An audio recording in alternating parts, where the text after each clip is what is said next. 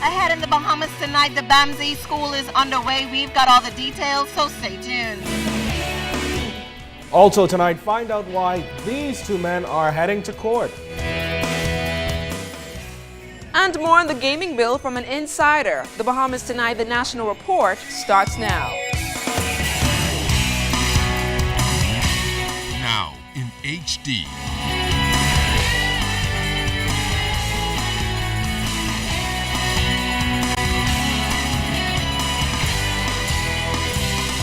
ZNS Network presents The Bahamas Tonight. This portion of the news brought to you by BTC Every Day. Government officials today touring the Bahamas Agriculture Marine Science Institute as it remains on track for a September opening. Good evening, everyone. I'm Candino Knowles. And I'm LaDawn Davis. Many Bahamians have suggested that the Institute would not be ready to meet that deadline. Our Janea Noel Ferguson accompanied a government-led delegation on a tour of the site in North Andros today. Although the buildings may not be completed, Minister of Agriculture V. Alfred Gray says work is continuing on some 800 acres of land. I want the Bahamian people to see for themselves and let them judge whether the farm is what we say it would be or whether it is what the opposition say it was. Because buildings are not of themselves educational. So the program which we envision will begin on the 29th of September will be the same program that the students will be exposed to even if we were in the buildings. I think we have, for the most part, maybe 65-70% finished with most of the major buildings. Now, UTAB officials have also hit out at the government over BAMSI, claiming that with no MOU in place, its relationship with COB is a charade for validity and forced. COB and BAMSI are working diligently to get the Memorandum of Understanding completed.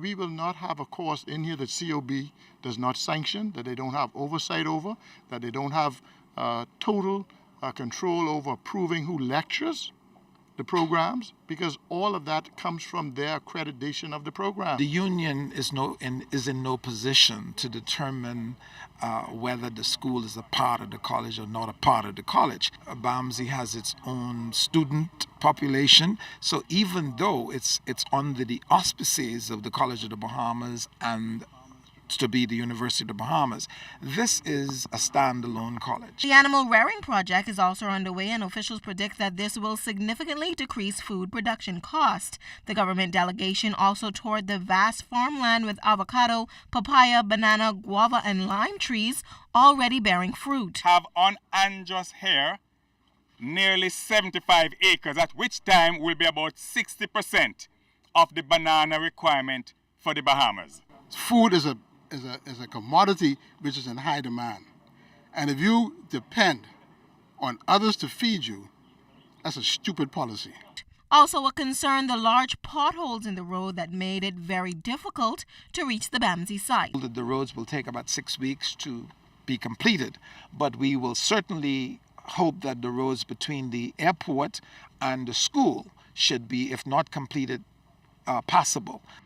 Now, although construction here at BAMSI is ongoing, Minister Gray says that won't stop classes from starting on September 29th. Students were chosen from all around the Family Islands to start this school, and he says those numbers will increase as the school progresses.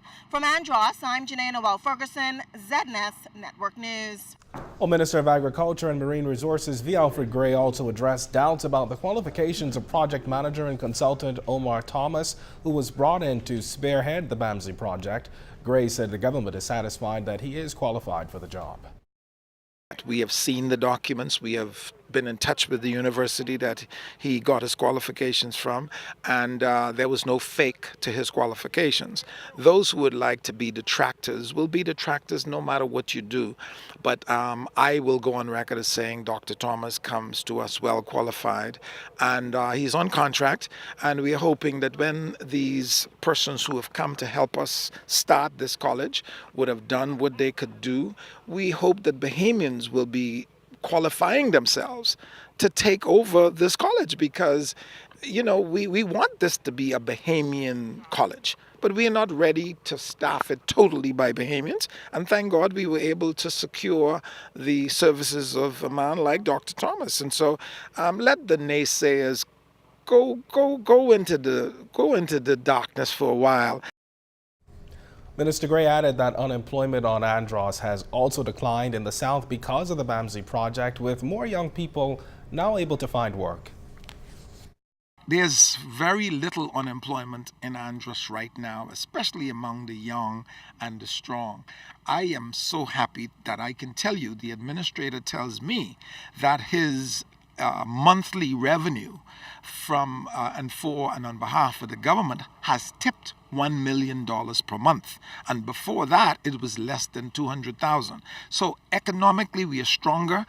Unemployment is almost non-existent in between the fishing, the farm, and the school. Andros is no place that it used to be.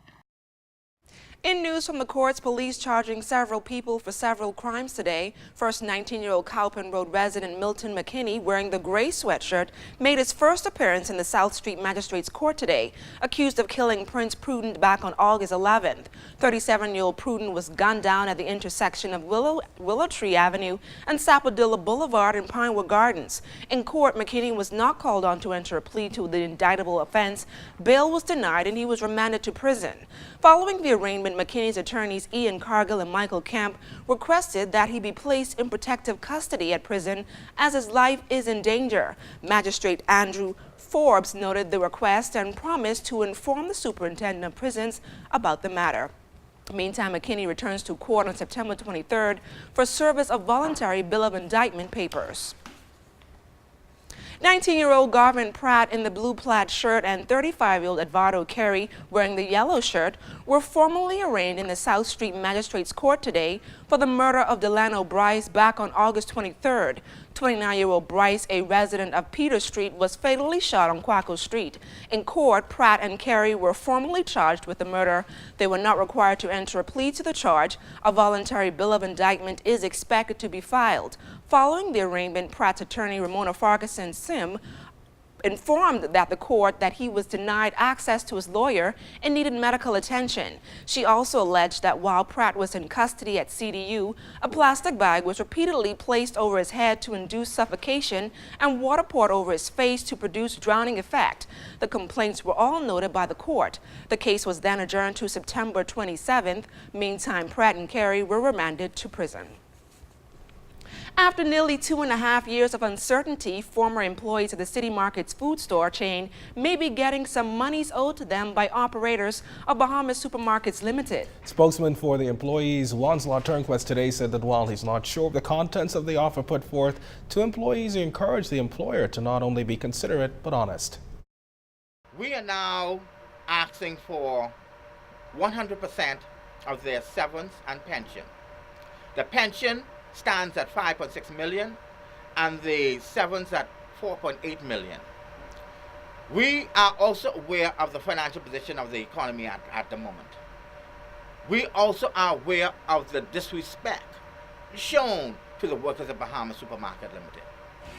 But we also want you to be aware of the pain and suffrage, and also that the law must indicate the rights of the worker, and their due diligence should be sought. And still to come, the CEO of Island Lux says many opportunities open up with web shop regulation. Find out more in the ZNS exclusive. Hockey and the Bahamas. Find out the connection. You're watching The Bahamas Tonight. This portion of the news is brought to you by Lux Men's Warehouse.